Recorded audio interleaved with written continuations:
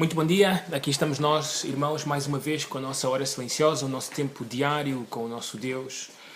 Como nós analisávamos no domingo, no culto de pregação, este é o tempo que nos ajuda a treinarmos-nos, que nos ajuda a correr, a lutar. Este é o tempo em que nós ouvimos o Senhor e aquilo que Ele quer de nós, para o nosso dia-a-dia, aquilo que nós devemos fazer e temos que levar a sério a palavra de Deus, como o conselho do pai e da mãe para aquilo que devemos fazer no nosso dia-a-dia.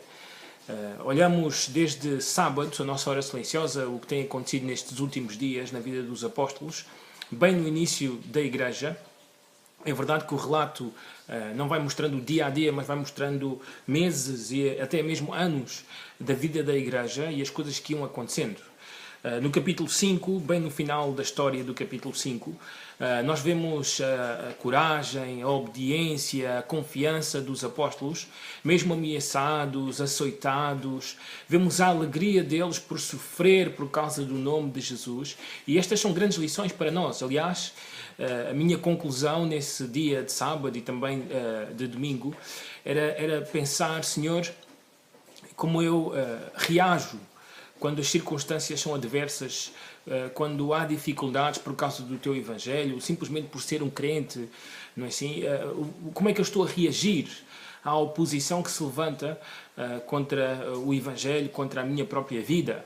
Não é assim? Então esta história mostra-nos como deve reagir o crente nessas situações, não é? Porque muitas vezes as circunstâncias atrasam alguns crentes, fazem com que eles deixem de obedecer a Deus, percam a coragem, assim, de fazer aquilo que Deus lhes tem pedido. E mais neste mundo tão desafiante, onde tudo é anti-Deus, tudo é anti-Escrituras. Assim, então, no trabalho, quando surgem conversas, quando muitos dos nossos colegas vivem em situações pecaminosas, flagrantes, assim, nós somos os instrumentos de Deus para acusá-los do pecado e para dar-lhes esperança de resolver a situação da vida deles. E os apóstolos, aqui estão eles, diante provavelmente da morte, de uma situação difícil, mas coragem para obedecer a Deus. A confiança de que Deus está no controle de todas as coisas, há um propósito para tudo isto. E a alegria de sofrer por causa do Senhor. É uma característica que temos perdido ao longo do tempo, é ver crentes alegres por sofrer por causa do nome de Jesus. Quando iniciamos o capítulo 6, no dia de ontem, nós começamos a observar que, mais uma vez, o inimigo quer atacar no interior da igreja. Assim, muitas vezes aquilo que acontece lá fora não afeta a igreja, mas muitas vezes aquilo que acontece por dentro, sim. Então começou a haver murmuração por causa de uma certa desorganização dentro da igreja. Assim, essa desorganização vinha porque todas as coisas estavam nas mãos dos apóstolos. Eram 12 homens que tinham que ministrar a palavra, tinham que orar pelo povo e tinham que ainda servir o povo de Deus. Muitas vezes tinham que visitá-los, muitas vezes tinham que ir curar pessoas, muitas vezes eles tinham que servir às mesas estas pessoas. E claro, estes 12 homens não chegavam para o serviço da comunidade. Não é assim? Estamos a falar que provavelmente neste momento temos 8.000 pessoas, 10.000 pessoas nesta igreja. E são muitas pessoas para servir. 12 homens para fazer isto tudo era impossível. Não é assim? Então os apóstolos, por causa da murmuração, das dificuldades que começaram a surgir, eles colocaram prioridades no ministério. Sim, e nós vemos algumas coisas importantes na organização da igreja. A igreja precisa de conhecer, de saber quais são as prioridades no ministério. A palavra de Deus, a consagração dos seus ministros à palavra de Deus e à oração. Assim, e depois vemos também a organização da igreja numa perspectiva de como tomar decisões. Não é assim? Os apóstolos são os líderes, mas eles convocam a comunidade, assim, reúnem a comunidade para decidir como é que vamos resolver este problema. Não é assim? A conclusão, nós vemos, é trazer homens, 7 homens neste caso, que sejam cheios do Espírito Santo, que tenham boa reputação, que sejam também cheios de sabedoria, que é complementar com ser cheios do Espírito Santo. Assim, isto vai fazer com que a comunidade possa avançar e não atrasar-se assim, no crescimento, na propagação do Evangelho, da palavra de Deus. Assim, então eles chegam à conclusão, estes são 7 homens, os apóstolos oram, impõem as mãos sobre eles e então a igreja vai avançar. Aliás, o versículo 7 diz crescia a palavra de Deus, aumentava ou multiplicava o número de discípulos e até mesmo sacerdotes começavam a obedecer à fé. Assim, então, nestas situações, nós começamos a olhar para a importância da organização, das prioridades, de uma liderança espiritual, do crescimento da palavra, aspectos muito relevantes, muito importantes para a vida da igreja, não é assim?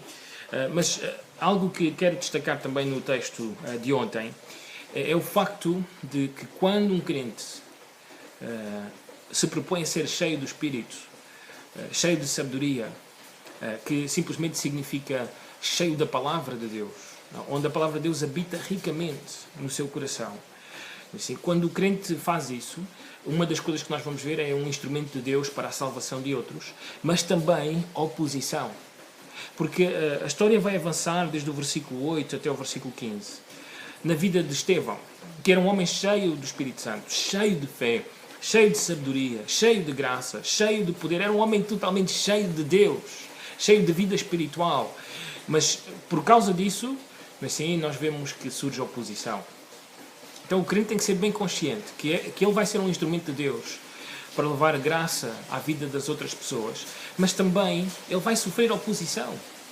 Assim, o texto diz que os inimigos de Deus não podiam resistir à sabedoria do Espírito pelo qual ele falava.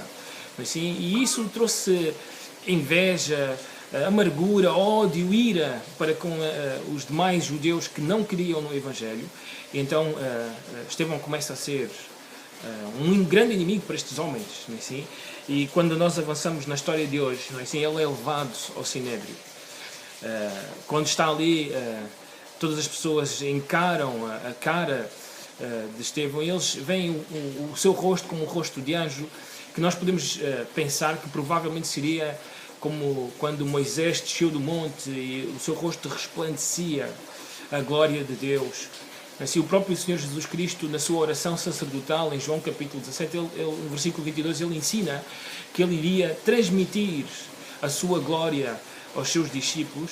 Assim, então, provavelmente, nós estamos a ver um homem, na prática, a refletir isso com a sua vida, com o seu próprio rosto. Assim, então, quando olhamos para o capítulo 7, nós vemos o reflexo, a evidência do que é que significa ser cheio do Espírito, cheio de sabedoria, cheio de graça, cheio de poder, cheio de fé. É um homem que guia as pessoas à palavra de Deus. E é exatamente o que ele faz. Ele está ali diante daquelas, provavelmente 40 ou 70 pessoas que formavam o Sinédrio, talvez um ou outro que também estaria presente, e ele vai começar a pregar a palavra de Deus. E é isso que um crente cheio do Espírito faz. Ele não passa o tempo todo a falar de futebol, ele não passa o tempo todo a falar do bom que ele não passa o tempo todo a falar do trabalho, do dinheiro, ou até mesmo de coisas que vão acontecendo lá fora. Ele fala da palavra de Deus, ele guia as pessoas à palavra de Deus. Então a pergunta para nós esta manhã é muito simples. Estou eu cheio de Bíblia para que quando as pessoas falem comigo eu possa dar-lhes um conselho sábio? Olha, a Bíblia diz isto. Já dizia o sábio da Bíblia tal coisa. Sabem, é exatamente esta virtude que tem que brotar da vida dos crentes.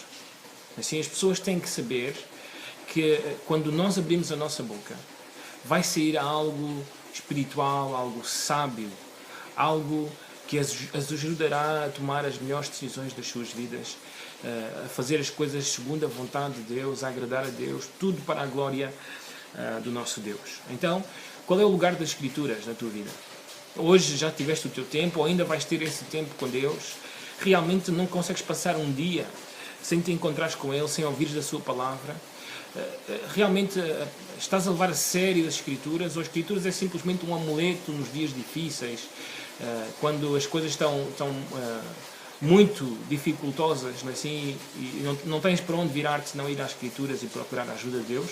Ou realmente, diariamente, a Bíblia está aí para dar-te a coragem, a confiança, a obediência que os discípulos tinham nas suas vidas? Então, a minha oração como pastor da igreja é que todo o nosso povo esteja voltado para as Escrituras diariamente. Que o domingo seja só mais um dia onde as Escrituras são exaltadas nas nossas vidas. Que assim seja no nosso meio. Que Deus vos abençoe. Bom dia.